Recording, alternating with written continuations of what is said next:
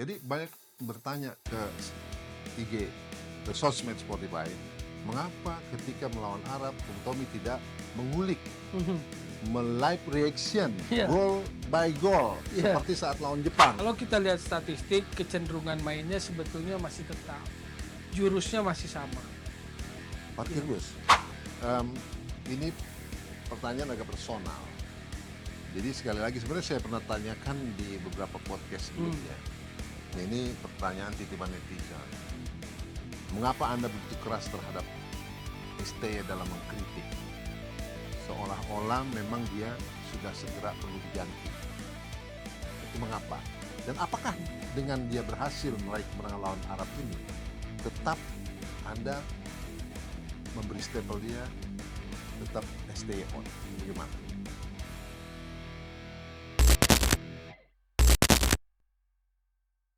Inilah podcast Ditoel yang Anda tunggu bersama Bung Toel dan saya Yusuf Ibrahim.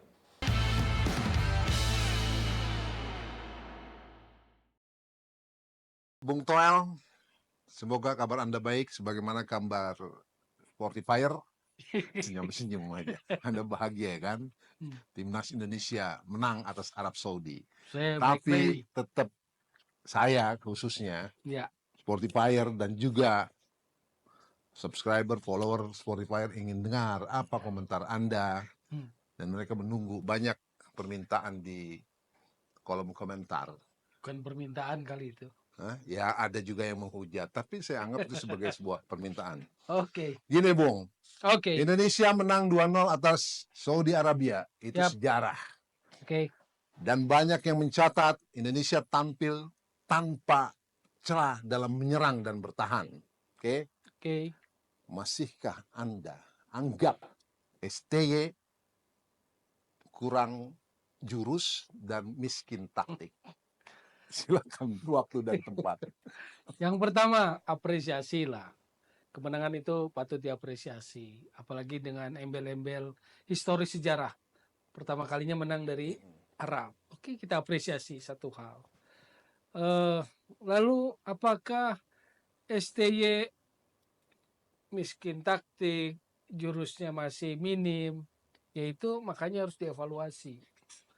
Kalau kita bicara tentang kemenangan atau tentang kualitas permainan, maka kita lihat statistik. Kalau kita lihat statistik, kecenderungan mainnya sebetulnya masih tetap. Jurusnya masih sama. Parkir bus? Bertahan. Enggak parkir bus banget kalau kemarin. Karena ada tuntutan harus menang. Jadi backgroundnya harus saya kasih tahu dulu nih. Waktu away Bahrain dan Cina itu targetnya 4 poin. Dapatnya kan cuma 1. Miss target, nggak terpenuhi, kan begitu. Home 2 kali, Jepang Arab, targetnya 4 poin juga. Gitu loh. Draw Jepang, menang Arab. Jadi secara target, secara beban, secara skenario dari federasi kepada pelatih, ini nggak dapat kan. Karena waktu lawan Jepangnya kalah. Lawan Arabnya menang. Kalau kita lihat statistik, maka kita bicara tentang mau lihat kualitas permainan. Tapi kalau kita cukup yang penting menang, ya sudah. Kita hore-hore aja, yang penting menang gitu loh. Yang artinya penting lolos. Sebatas yang di depan mata aja dulu. Kalau lolos kan nanti lagi, masih Ya, banyak. peluang lolosnya terjaga. Oh iya, gitu loh. Karena kalau bicara statistik, Arab 77, kita 23. Ya, 76,7 position ya. Iya, passing jauh juga, jomplang gitu loh. Cuma kemarin saya lihat organisasi bertahannya lebih rapi. Lalu transisinya, terutama dalam transisi menyerangnya juga bagus. Transisi positif namanya. Kalau dalam istilah bola, menyerangnya bagus, terbukti ada 2 gol yang tercipta dari sebuah transisi positif. Atau bahasa sederhananya dari serangan balik gitu loh. Counter attack dua-duanya. Tapi overall kecenderungan bermainnya tetap defend. Retreat ke bawah, compact defend. Masih tetap seperti itu. Hanya kemarin menjalankannya lebih bagus. Kalau menjalankannya lebih bagus berarti ada faktor lawan juga. Kan it takes two to tango kan. Kalau mau dance tango kan butuh 2 Ya, orang. ya. Ya sama pertandingan pun. Kenapa waktu lawan Jepang nggak bisa jalan itu ya? Perbedaan kualitas kan di situ. Nah, kemarin saya lihat Arab juga organisasi bertahannya nggak solid-solid amat gitu loh. Nggak bagus. Tidak seperti biasa orang bilang. Jadi Arab yang beda dengan sebelumnya. Benar nggak?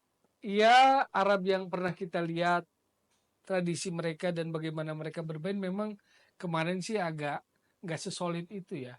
Terutama di saat bertahan. Terutama di saat mereka transisi negatif. Jadi lagi nyerang terus tiba-tiba di bola hilang counter attack mereka agak kalang kabut tuh beberapa kali. Ya banyak yang surprise sampai pelatihnya Herr Renard itu kan di preskon dia bilang mengawali pertandingan timnya seperti sedang melakukan friendly match. Nah, itu menarik tuh. Jadi itu bedanya yang selama ini selalu saya kasih sorotin tentang sportsmanship, jiwa sportsmanship. Itu muncul karena kita orang olahraga yang nilainya respect, fair play, sportif. Kan gitu. Itu pernyataan sangat sportif. Dia mengucapkan Jadi selamat dia ya tidak kita. beralasan kan? Dia tidak beralasan dan dia mengungkapkan salah satu kesalahan timnya adalah itu. Jadi timnya memasuki lapangan atau memulai pertandingan dengan intensitas seperti main friendly game, main uji coba. Bukan main sebuah kualifikasi pertandingan menentukan. Seperti seolah menganggap remeh lawan ya. Yaitu bahasa penerjemahannya lah. Tapi kalau dalam bahasa teknisnya, you masuk lapangan memulai pertandingan tidak di dalam grid yang seharusnya gitu loh. Misalnya kalau kita biasa bawa di gigi 4, ini enggak dapet gitu loh di situnya. Padahal mereka butuh menang juga ya, Tom. Harusnya butuh menang. Nah, disitulah perbedaannya kan, determinasinya jadi beda tuh. Ya, balik lagi ke statistik Tom. Kalau kita kulik lagi, ya, penguasaan bola 23,3% Indonesia, Saudi 76,7%. Duel sukses 37,6%, Arab Saudi 62,4%. Offside Indonesia 5, Arab Saudi 1. Corner Indonesia 4, Arab Saudi 12. Akurasi umpan 59%, Indonesia 86,2%, Arab Saudi. Shoot on target Indonesia, timnas Indonesia 13,6, Arab Saudi 23,3. Sementara akurasi shoot 46,2%, Indonesia 13,2%, Arab Saudi. Nah, tadi Anda bilang Indonesia tetap mengandalkan bertahan, defense. Dan itu disiplin, dan itu sukses ketika melakukan serangan balik. Kemarin. Berbuah 2 gol. 2 gol. Sekarang kita kulik gol-golnya, Tom. Oke. Atau mau ada tambahan lagi tentang statistik tadi? Ya, kalau statistik itu adalah aspek kualitas permainan. Jadi dari sisi aspek kualitas permainan kita kalah. Dari possession, dari akurasi, dari jumlah passing, dari duel, dari sepak pojok, dari jumlah shooting, itu kita kalah. Berarti kita bicara tentang kualitas. Tapi kita menang, berarti kita dapat efektivitas. Efektivitas yang mana? Transisi positif. Dari bertahan ke menyerang dapat tuh. Ada hal lain nggak itu tadi kalau kita lihat lawannya ada organisasi yang nggak bagus juga dilawan gitu loh. Jadi kemudian dapatlah transisi itu lewat Marcelino 2 kali, babak 1 sekali, babak kedua sekali, lewat kiri sekali, lewat kanan sekali, kan begitu. Dan Anda bilang itu tidak berjalan pada saat melawan Jepang. Ya, Jepang tidak berjalan karena Jepangnya perform, udah punya identitas yang kuat lah gitu, kualitas yang kuat, kelas yang kuat. Nah, dengan begitu, kalau kita mau analisis, yang penting menang, kan tergantung lawan. Analisisnya lagi adalah, dengan kualitas permainan seperti itu, apakah sepadan dengan kualitas pemain yang sudah didatangkan, kan itu. Paham nggak maksudnya? Ya. Dengan naturalisasi yang sudah didatangkan, apakah sepadan dengan cara main seperti itu? Dengan statistik seperti itu? Kalau ukurannya yang penting menang, ya sudah, nggak usah dibahas. Tapi kalau apakah semua pemain yang nanti datang berikutnya dan segala macam akan tetap bermain dengan seperti itu? Kan itu sebetulnya yang menjadi sorotan dan evaluasi. Iya, khususnya evaluasi Anda. Iya. Nah, Tom, ini masalahnya kemarin kan yang kita lawan Arab, papan atas, berdampingan dia dengan Jepang di Asia. perform dong ketika kualitas pemain dengan hasil yang ada, yang Anda maksud tadi. 2-0-nya perform. Nah, Tapi dengan statistik yang tadi digambarkan, apakah padan nggak? cara bermainnya ya. Iya, Cara bermain kan keluar statistik. Menunjukkan kualitas bermain. Position Anda kalah loh. Itu Anda kalah segala macam kan. Ini di luar itu. Dan menurut Anda itu belum perform. Sekarang pertanyaan insight, pertanyaan yang mendalam secara teknikal. Sepadan nggak kualitas yang sudah diberikan dengan cara main yang masih itu? Ya.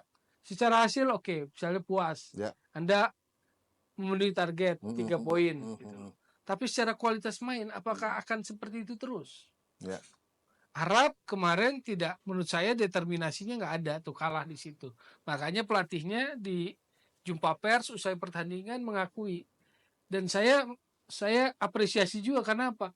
Karena nggak banyak ngeles gitu loh. Dia langsung ngomong, iya tim gua masuk ke lapangan dengan mentalitas, dengan mindset, dengan intensitas yang kayaknya itu cuma cocoknya untuk uji coba. Jadi duel-duel determinasinya kurang kemarin. Banyak long ball, disengaja atau tidak disengaja ya? Iya. Tapi rasanya tidak disengaja, Tom, karena kan mereka juga butuh poin, Tom. Butuh menang. Betul, butuh menang. Cuma kan itu tadi. Intensitas dia bilang kan. Intensitinya bukan seperti untuk pertandingan itu. Tidak menyalahkan. Tidak menyalahkan. Dia otokritik juga. Itu akan jadi tugas saya. Gitu. Iya, memang dia akan evaluasi. Dia bilang besar-besaran. Menjadi tantangan saya untuk beresin tim ini kan. Have Renat bilang seperti itu. Nah, Bung Tommy. Ya. Berikutnya tentang gol. Jadi banyak bertanya ke IG, ke sosmed Spotify, mengapa ketika melawan Arab, Bung Tommy tidak mengulik, live reaction, goal by goal, seperti saat lawan Jepang, ada 4 gol. Tiap gol, saya ambil gambar, Anda bicara, saya upload. Nah, kenapa kemarin enggak? Orang curiga, ini mentang-mentang menang kagak dia ini. Siapa yang mau tahu mau menang? Siapa yang mau tahu, siapa yang tahu akan kalah? Ya kita makan running aja kan. Tapi karena kemarin saya bilang Bung Toel tidak ada di samping saya, tidak ada di redaksi Spotify, sedang bersama keluarga di Solo, masing-masing kita nonton, ya kan? Waktu Jepang kan diajak nobar. Nah, waktu kemarin saya baru sampai siang lah, siang menjelang sore, habis dari Solo Jogja. Ya. Jadi permintaan TV juga sore hari untuk tampil di TV pun saya tolak. Banyak tuh ya? Iya, ada 2 lah. Saya tolak karena udah baru pulang dari Solo Jogja, terus baru sampai Jakarta mau menikmati pertandingan aja. Oh. Gitu. Oke. Nah sekarang waktunya kita mengulik. 2 gol itu toh. Ya. Gol pertama dan juga gol kedua. Selain nanti saya akan kulik juga beberapa peluang. Ya. Indonesia kan ada beberapa peluang yang nyaris berbuah gol, termasuk juga dari Arabnya. Yang gol pertama, Tom. Gol pertama sebetulnya Arab seolah-olah dapat momentum tuh di menit-menit itu 30-an, 31. Bek kanannya yang main di Roma dribbling, drive masuk ke area penalti. Tom Hai yang nutup. Tapi kejutan dari kita loh Tom pertama. Di detik 50. Iya, yang sontekan Marcelino. Itu nyaris itu. Itu bikin kejutan luar biasa. Betul. Itu bikin pede. Kalau pemain bola tuh lepas lah karena sentuhan pertama syuting pertama mengancam gawang lawan itu lepas. Itu dapatnya Marcelino di situ tuh, momentumnya dapat. Nah, menit 30 proses gol terjadi, drive backnya Arab Saudi bek kanan yang main di Roma dikejar sama Tom Hai. Ini agak ditarik tuh, di stop ditarik. Tapi play on. Tidak dianggap pelanggaran, Arabnya minta jatuh kan. Arab terjatuh, ditarik. Bola diambil Verdong. Kalau nggak salah, langsung long ball jauh ke Marcelino dulu. Marcelino dapat, dia drive masuk ke dalam kan. Pemain kepancing, Arabnya ke sini, dia buka keluar ke Ragnar. Ragnar ditutup, Marcelino naik ke dalam kan. 1 lawan 1, terus dia cutback. Ya udah textbook, itu udah bener lah itu. Yang hebatnya adalah momen saat dia dapat bola di area penalti, dia kontrol. Tapi ada body fainting dulu dia begini dulu. Jadi si pemain Arabnya kepancing ke Sempat sini. muter dia. Iya, karena ada waktu habis stop bola gitu body venting. Marcelino-nya. Itu bagus. Dan bisa dilihat Arab saat itu nggak fokus ke Marcelino. Iya, Karena dia dia numpuk cutback. di Karena sebetulnya posisi pemainnya juga nggak bagus koordinasinya.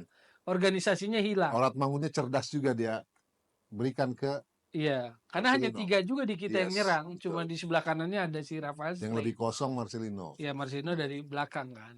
Saya cutback, kontrol. Nah, makanya saya ambil poin di sini. Di sini yang menentukan. Kalau Anda grogi, Anda tidak tenang di situ, ngambil keputusannya salah, nggak jadi gol. Tapi waktu itu hebatnya Marcelino, dia kontrol bola, dia body fend dulu ke kiri sedikit. Tenang gitu ya. Ya itu keputusan cepat lah. Si Arabnya itu agak ketarik kan. Geser dikit, makanya dia taruh ke pojok. Nah, ngambil flashing pojoknya aja udah bagus. Keren. Melewati beberapa pinggang pemain Arab ya, itu. Jadi itu gol yang bagus. Ya. Tapi overall prosesnya balik satu kali lagi counter attack, serangan balik. Buah dari defending yang bagus, transisi yang baik, dan penyelesaian akhir yang tenang. Ya. Luar biasa. Itu gol pertama. Pertama. Gol kedua, Gol kedua rame-rame juga, sebelah kiri nyerangnya Arab kan, set gitu. Lagi fokus. Scrimmage. Kena bola. Jenner kalau nggak saya ngambil bola. Dia dorong, saya pokoknya masuk ya. Ragnar atau Calvin Verdong justru di situ, karena posisinya habis bertahan kalau nggak salah. Saya dapat cutback lagi itu. Kembali koordinasi organisasi Arabnya lagi nggak bagus juga, karena dalam tekanan balik. Terus cutback, shooting first time, membentur badan Arab kan. Second ball dia masih dapat. Rebound attacking, offensive rebound masih dapat sama Marcelino. Kiper maju, kecerdasannya, ketenangannya muncul lagi. Lagi-lagi ketenangan ya. Dia chip aja bola pelan. Padahal orang khawatir dan mendapati selama ini Marcelino bolanya sampai ke langit entah kemana. Itu sekarang dijawab oleh Marcelino. Dia juga bisa tenang. Dia juga punya skill tinggi. Hanya di chip sama dia, lewat itu lawan. 2 gol. Bintangnya tentu Marcelino. Ada 3 pemain yang gemilang, yang cemerlang. Verdong, Ijes, sama Marcelino. Rizky Ridho dong masukin. Rizky Ridho juga. Yang lainnya catatan Anda selain 4 pemain itu? 4 pemain ini cukup menonjol lah. Kelihatan cukup kuat. Karena dibanding yang lain masih ada hal yang sifatnya dari Rizky Ridho lah, dari belakang nih. Ya Rizky Ridho steady, tenang. Nggak gampang terpancing. Kontrol gitu loh. Visinya bagus. Reading the game-nya bagus. Interception-nya bagus. Duelnya juga kuat. Padu dia dengan Injes ya. Ambil keputusannya oke. Ada ya sudah, kalau situasi nggak bagus dia buang aja kan. Supaya tim bisa organisasi lagi bertahan. Kalau Hubner sebetulnya hampir fatal waktu kaki dia angkat terlalu tinggi kan. Iya. Yang diambil VAR sama wasit. Betul. Itu satu. Yang kedua dia juga kartu kuning kedua. Kalau Verdong sebetulnya sangat luar biasa secara penampilan sih, secara totalitas sih Verdong. Sangat perform Verdong sih luar biasa. Sandy Walsh menit 63 kram. Catat, ini penting juga nih buat para penyembah STY buzzer atau apa nih. Sandy Walsh 63 kram. Tom High menit 66 kram. Menit 67 kan diganti tuh. Karena sudah kram, udah angkat tangan. Memang habis lah Tom High. Sandy Walsh juga menit 70-an diganti. Marcelino menit 75 kram juga. Nah, kenapa saya mau kasih garis lain ini bukan tentang pemainnya. Saya mau soroti tentang pernyataan para apapun itu namanya ya, influencer, buzzer, penyembah STY yang mengatakan bahwa stamina fisik bukan masalah di timnas, semuanya berkat STY.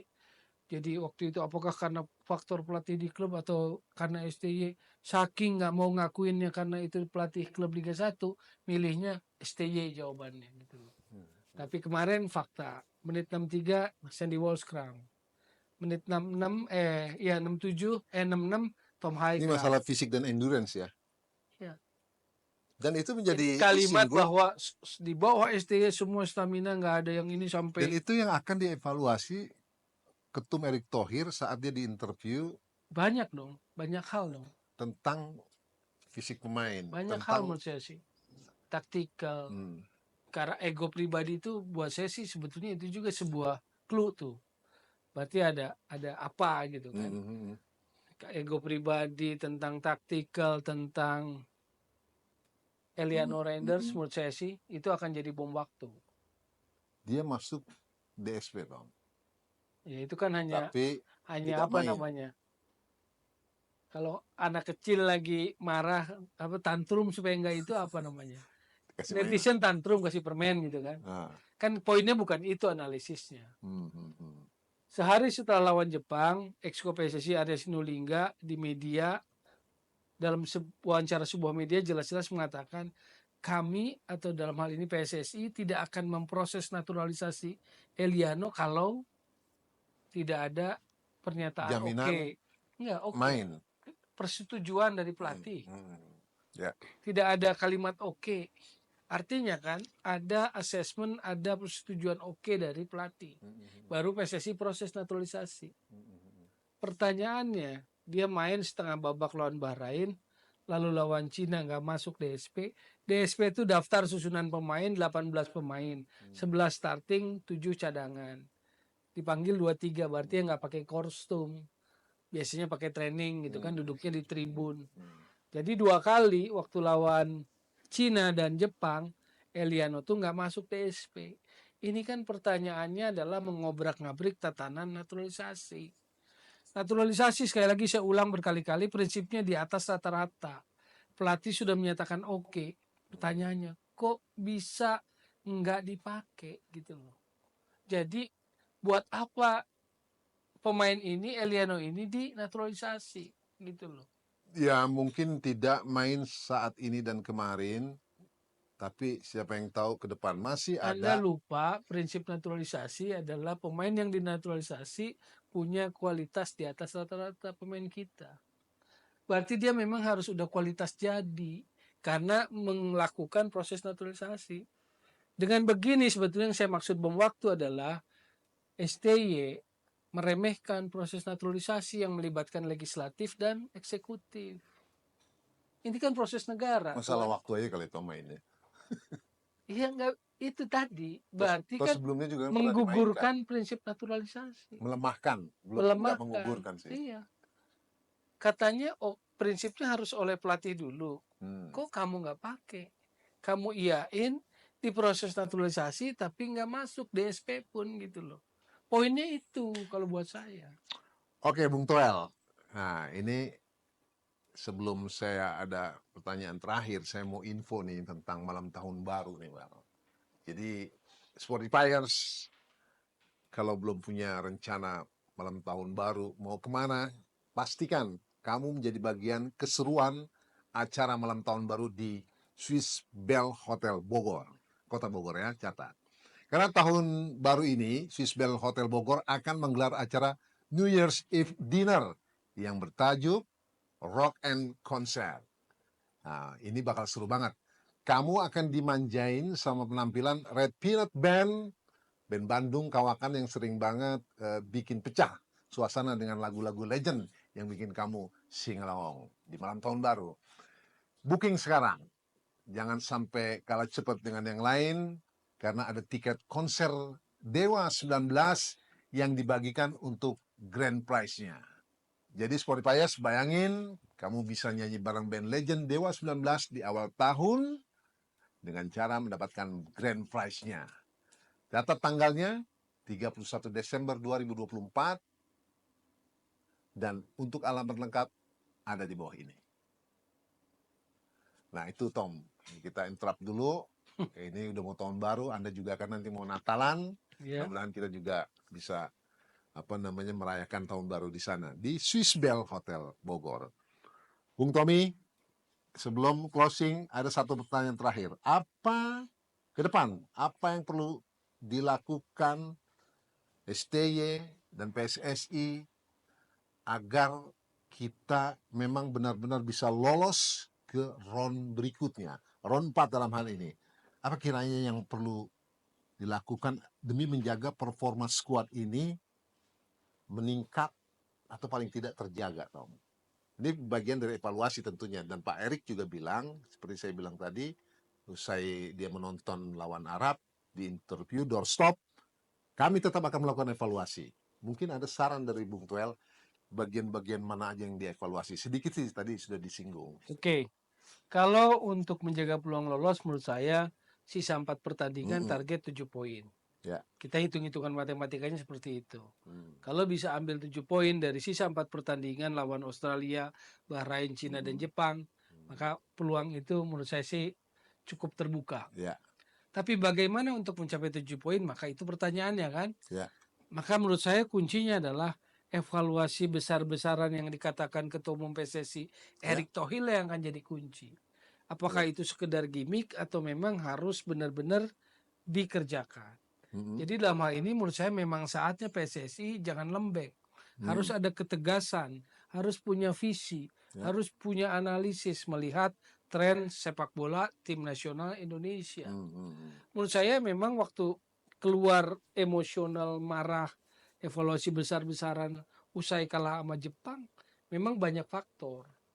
Banyak hal yang menjadi pemikiran dari sebuah perjalanan, bukan hanya karena kalah 4-0 dari Jepangnya, bukan. Tetapi menurut saya banyak faktor gitu loh. Maka dia bilang soal ego. Apakah ini tentang Sinteyong? Mungkin saja. Tentang kendala bahasa. Tentang kecolongan main 10 pemain yang akhirnya kejadian gol kedua Jepang. Itu kan menunjukkan keterlambatan Sinteyong mengantisipasi pertandingan. Waktu lawan Jepang kebetulan match analisisnya Kim Jin apa namanya? Kim Jong Jin kan namanya. Itu kan yang biasa jadi penerjemah Inggrisnya kan kartu merah. Nggak bisa terlibat dalam pertandingan itu. Nah kalau dia nggak ada, siapa yang ngomong bahasa Inggris? Menurut saya soal komunikasi, soal bahasa ini penting gitu loh. Berkali-kali saya bilang, terus semua nganggap sepele, dia itu instruksinya ngomong pakai bahasa apa, saya bilang, di area teknikal. Iya. Ke bahasa Korea, yang main 9 naturalisasi 2 lokal kok. Nah ini saat itu. Kedua taktik, ke yang ketiga keempat taktikal misalnya. Kok dari dulu begitu aja taktiknya? Apakah dengan datangnya naturalisasi, seabrak naturalisasi memang cuma bisa dimainkan seperti itu atau tidak? Kan dasar pertanyaannya itu yang bisa dijadikan dasar untuk evaluasi. Masih cukup waktu sampai dengan bulan Maret ya. Kita Federasi PSSI membenahi semuanya, mengevaluasi semuanya. Cukup waktunya, lumayan cukup ya kan? Cukup. Apa yang perlu karena ini kan jeda kan. Cuma persoalannya adalah dalam evaluasi ini juga penting terkait AFF. Oh ya, mau mulai November akhir ini ya. Menurut saya itu juga harus jadi bahan evaluasi. Pernyataan Sinteyong target finalis itu target federasi apa target Sinteyong? Nggak boleh salah dong. Harus target federasi. Dan skuadnya juga belum fix ya. U22 Sinteyong ngomong. Ya tapi kan playernya siapa aja kan? Ya kan udah disebut dari Persib 3, dari Persis Solo Janadin, Persib kan Kakang, siapa lagi? Belum rilis jadi official. Belum kan? Cuma kan maksud saya makanya, apakah ini sudah persetujuan PSSI? Karena konteksnya adalah AFF targetnya finalis yang bener aja gitu loh. AFF mah dari kapan tahun juga targetnya juara kali. Oke. Gitu kan, mau siapapun yang mainkan kan urusan pelatih mau pakai siapa, tapi targetnya juara kan begitu. Oke, Bung Toel, ini pertanyaan agak personal. Jadi sekali lagi sebenarnya saya pernah tanyakan di beberapa podcast sebelumnya. Nah, ini pertanyaan titipan netizen. Mengapa Anda begitu keras terhadap ST dalam mengkritik? Seolah-olah memang dia sudah segera perlu diganti. Itu mengapa? Dan apakah dengan dia berhasil meraih kemenangan lawan Arab ini, tetap Anda memberi stempel dia tetap stay on? Itu bagaimana? Iya, kalau mau di ujung kesimpulannya itu ya. Tapi kalau pertanyaan kenapa, saya kan ngamatin dari sejak dia datang, dari 2020 lah. Dari bagaimana dia ngelola di AFF, ngelola di SEA Games. 19 gagal, nyalahin Thailand sama Vietnam waktu itu. Padahal kita juga melakukan akhirnya nih yang tim asuhannya Nova dengan Australia kan. Main passing-passing aja nggak mau bikin gol kan. Nggak play for win gitu loh sebagai prinsip filosofi sepak bola. Kan sama dilakukan juga. Waktu itu kan yang 2022 di Bekasi 19 STY yang pegang Marcelino salah satu pemainnya. Itu kan kalah sama Thailand sama Vietnam. Yang akhirnya mereka berdua karena main draw gitu kan, menyingkirkan Indonesia, lalu akan keluar dari AFF dan sebagainya. Kan STY ngomongnya ini aturan sudah kuno dan sebagainya. Jadi saya ngelihat kok excuse terus gitu loh. Lalu kemudian gelombang influencer dan buzzer yang menyertainya. Oke lah dia tidak akan akui itu. Tapi juga dia nggak pernah membantah itu dengan tegas. Bahkan dalam sebuah acara awarding, waktu ada tuduhan langsung di sambutan sebelumnya, kan dia tidak pernah membantah secara tegas. Kita ini orang olahraga, orang sepak bola, jiwanya harus sportsmanship. Kalau karena keberadaannya ada yang terbelah, berarti pasti salah dirinya. Berarti nilai sportivitas fair play yang terkandung di dirinya harus dipertanyakan. Kan dia ada agensi orang tahu. Gitu loh. Jadi pertanyaan lu taktikal, kalau taktikal kok begini terus mainnya? Mau datang naturalisasi seabrek kok begitu terus mainnya gitu loh. Jadi itu tumpukan-tumpukan pertanyaan yang harus dievaluasi dan itu tugasnya federasi. Dan pesan saya cuma satu, federasi harus tegas. Jangan takut sama netizen, jangan mau diperhadapkan dengan netizen gitu loh. Jangan karena 2-0 nih, gelombang netizen entah karena setting, framing dan sebagainya, lalu PSSI menjadi ciut gitu loh. Lupa akan evaluasi besar terhadap STY gitu. Lupa akan tumpukan kekesalan yang ada gitu misalnya. Menurut saya sih kesal itu ketua umum ngomong seperti itu. Ngomong di ruang ganti seperti itu. Anda masih percaya proyek ini? Pemain percaya, pelatih percaya. Proyek loh. Saya aja masih harus nerjemahin nih mau lebih detail proyeknya apa. Berarti kan lolos Piala Dunia. Entah lewat jalur 3 atau ronde 4 kan. Katakanlah ronde 4 lah. Jalurnya seperti itu. Kedua, apa dia bilang saya yang mundur kalau nggak ada yang masuk. Itu kan nyindir STY. Sementara di preskon di ruang lain di stadium itu dia bicara tentang seandainya Ragnar Rotmangun bikin gol. Kontras nggak misalnya dengan Hervé Renat yang kemarin ngomong, tim kami memasuki lapangan dengan intensitas seperti tim yang mau uji coba. Itu jauh lebih fair. Itu sportsmanship namanya. Baik, Bung Tommy Welly, terima kasih atas jawabannya. Anda konsisten. Tapi kesimpulannya belum. Buat saya tetap STY out. Walaupun dia kemarin menang dengan Saudi Arabia. Ada kepastian nggak? Kestabilan main nggak? Nggak ada menurut saya sih. Dan itu belum. Sejarah, Tom. Ya sejarah dengan Arab. Iya. Sejarah itu yang mencetak Marcelino Makanya Ferdinand. Harus holistik kalau nilai kepelatihan itu. Holistik. Saya berusaha paham pendapat Anda, tapi kan pemahaman saya berbeda dengan kebanyakan orang juga. Beberapa teman saya juga berusaha paham, mendekati paham dengan pendapat Anda. Saya lebih begini, karena apa? Karena sejak semalam, gelombang serangan itu juga menyerang. Sebetulnya saya nggak terganggu lah dengan buzzer atau apapun namanya penyembah STY. Tapi kalau ke anak, ke putri saya sejak semalam itu, buat saya pengecut. STY boleh menangkis segala macam, lo beda-beda aja gitu loh. Saya apresiasi menangnya apresiasi gitu loh. Tapi saya juga bisa analisis insight-nya bisa gitu loh. Ya. Kan seperti itu. Beda-beda aja. Tapi kalau beda kemudian nyerang, menurut saya Anda pengecut. Apalagi kalau nyerangnya putri saya. Anda pengecut luar biasa. Okay. Siapapun itu. Pengecut buat saya gitu. Bung Toel, terima kasih untuk podcast hari ini. Sportifiers, tidak ada yang tidak cinta sepak bola nasional. Pencapaiannya, prestasinya. Bahwa kita punya semangat sampai ke Piala Dunia. Yes. Itu menjadi mimpi yang ada selamanya. Sampai di sini perjumpaan kita. Sekali lagi, beda pendapat itu sebuah rahmat. Kalau kita menyentuh bahasa agamanya. Itu rahmat beda pendapat. Jadi dalam beda pendapat itu sebisanya tidak ada saling hujat. Narasi balas dengan narasi, Yes. tidak dengan hujatan. Yes, Argumentasi balas dengan argumentasi. Iya. Itulah kecerdasan. Mm-mm. Kecerdasan dalam mendukung timnas sepak bola kita. Sampai di sini, tapi ada satu lagi, Tom. Apa tuh? Gue lupa. Kita ini Spotify punya event.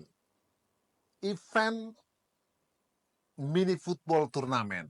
Jadi Federasi Sepak Bola Mini Football Indonesia atau FSMI akan menggelar turnamen mencari pemain berbakat yang akan diberangkatkan ke ajang Piala Dunia Mini Football di Azerbaijan pada tahun 2025.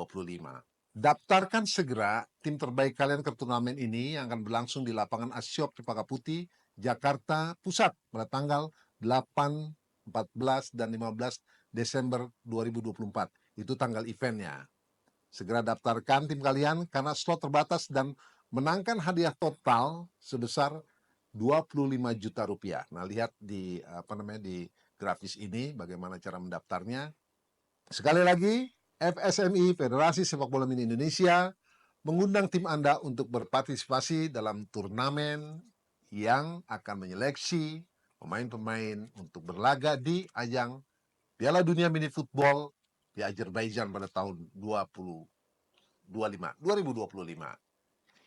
Sekali lagi, mini football. Orang banyak menyebut mini soccer, Tom, tapi sebenarnya sama aja. Tapi federasinya itu namanya mini football. Jadi lebih baik mini football. Mini football. Penyebutannya. Ya kalau football kan Eropa, soccer kan Amerika, ya kan?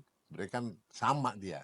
Tapi kadung di Indonesia sebutnya mini soccer. Tapi sebenarnya federasinya adalah mini football. Dan kebetulan Spotify adalah yang menggagas atau menjaga dari federasi ini.